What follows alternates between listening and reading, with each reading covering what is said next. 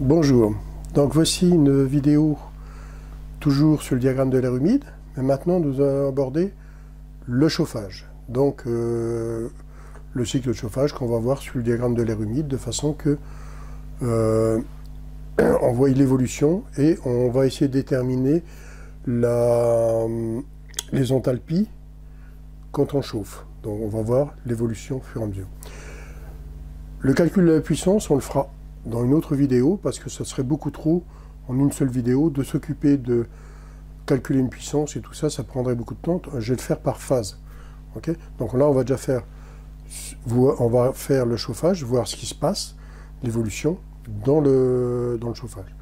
Alors, je vais me rapprocher, montrer tout ce que j'ai fait comme dessin déjà, j'ai déjà préparé. Et après, on fera le résumé, donc je m'éloignerai de nouveau. Allez, à tout de suite. Bon, voilà, j'ai rapproché la caméra de façon qu'on voie mieux le diagramme et les chiffres que j'ai mis. C'est pour ça que vous ne me voyez pas trop cadré. J'ai maintenant mis un micro sur moi et j'ai acheté une nouvelle caméra pour vous. Donc, parce que beaucoup se plaignaient que le son n'était pas terrible. Alors comme ça, j'espère qu'on va arriver à une solution. Okay, donc maintenant, je vais vous montrer ce qui se passe avec le chauffage. J'ai pris une base de moins 5 degrés, 80% d'humidité relative. Donc moins 5, je suis monté ici, puisque ça, c'est la température de l'ambiance, disons bulbe sec. Moins 5, je monte ici. 80%, je vais les chercher ici. Je descends la ligne ici, et je rejoins, et j'obtiens ce petit point qui est ici. Alors maintenant, moi, je vais chauffer jusqu'à 30 degrés. Sans apporter d'eau, sans en retirer. Donc je ne déshumidifie pas et je n'humidifie pas. Donc qu'est-ce que je vais faire? Je vais aller chauffer jusqu'à 30 degrés. Comme je n'apporte pas d'eau et que je n'en retire pas, je reste sur l'isoïde. Je reste sur la ligne droite. La même quantité d'eau va rester de ce point-là à ce point-là, ça restera la même quantité. Donc ici, 30 degrés, je monte ici. Et l'intersection que j'obtiens avec l'isoïde ici, c'est l'intersection des 30 degrés. Et j'obtiens un certain pourcentage que j'ai déjà mis ici, mais je vais vous montrer comment j'ai calculé ça. Donc ici, on trace un trait et on voit que ici, la valeur, on ne sait pas tellement l'évaluer. Alors qu'est-ce qu'on fait? J'ai regardé la quantité d'eau qu'il y avait ici. Ici, j'ai 2 grammes. Quand je monte tout droit ici, donc à 30 degrés, quand je suis à 100%, puisqu'on sait que ici, la température de là et la température dans la ligne de l'isotherme ici, j'obtiens 30 degrés ici. Les 30 degrés ici, c'est 100% d'humidité, puisque je suis sur la courbe de saturation. Les 30 degrés, quand je trace ici, j'obtiens quoi? 27,2 grammes. Donc à 100%, j'ai 27,2 grammes. Donc ça veut dire qu'à 1%, j'ai 0,272 grammes. J'ai divisé par 100. J'ai reculé de 2 chiffres.